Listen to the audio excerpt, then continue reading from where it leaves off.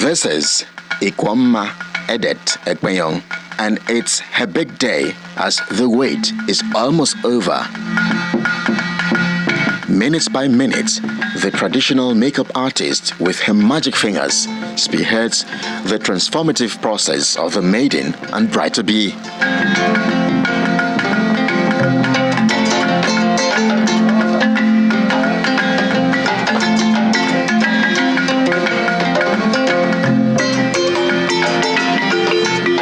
In this part of the world, traditional rulers are pivotal to such engagement, and so we visit the palace of the village head of Ikodekaidem in Calabar Municipality, His Royal Highness Reverend Dr.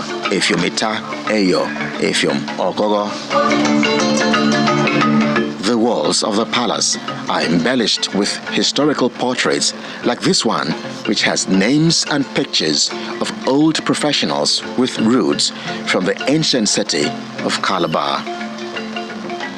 Our camera lens also captures a few books on the table, including a Bible in a folk language, which, according to the monarch, is the first Nigerian language the Bible was translated into. My first question to the monarch is to give our viewers a historical significance of the age-long tradition of fattening room. The word fattening room does not exist in a culture. Nkugo is the proper name. It is the colonizers, the Europeans, the English, who gave that fattening room because of what they saw. A maiden who is just been brought out of Nkugo to be presented to the public. The Nkugo is specific in the sense that we would think that that word Nkugo is totally a folk language. It's not. It's a Hebrew word, but we have turned it into a folk language to mean Nkugo. But the Hebrew word that is turned actually means to seclude.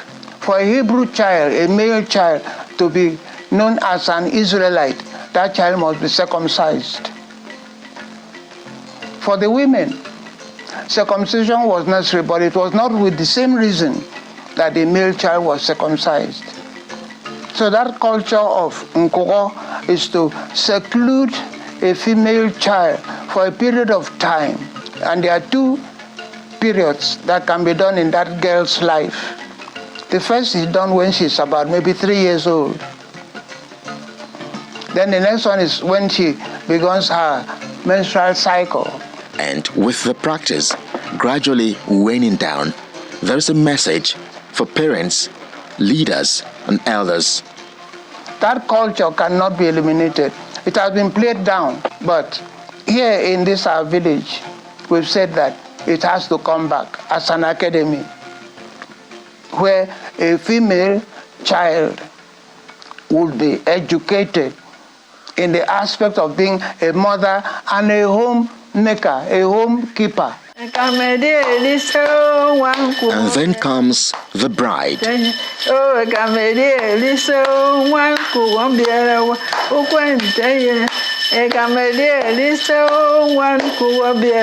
Thereafter, Princess Chief Ukpa Duke, a former broadcaster with the Nigerian Television Authority, explains the significance of the costume and makeup. She's wearing the crown here, a tenga, we call it a tenga.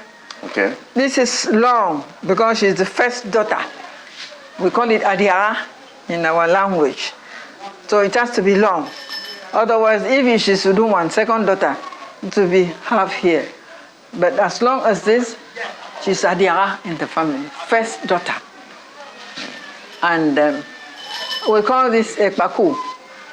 We call this bead an arubok. We call this itaubok.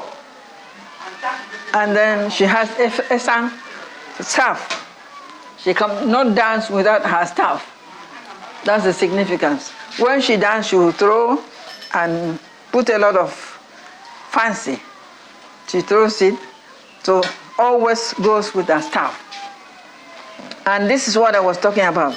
Attire, you can see this part is exposed. You know, any person can look at it. But after today, no more. Because she's a married woman. Everything is for her husband. We don't go there. This is umparitum. This goes with the leg. She also reveals that women have an essential role to play in the home as well as the society. We are good in keeping our house clean and sweet and maintaining peace within our domain. Not so quarrelsome, because if you are quarrelsome, your husband will drive you away. So we maintain peace. That's what our women do down here. Especially food. We cook very, very well. Our food are very delicious. And despite the risk of heart disease, diabetes and other well-known health problems connected to obesity, being fat or perhaps chubby remains a symbol of status and power among the people of Efa Kingdom. Kelly Egiga, Channels Television News.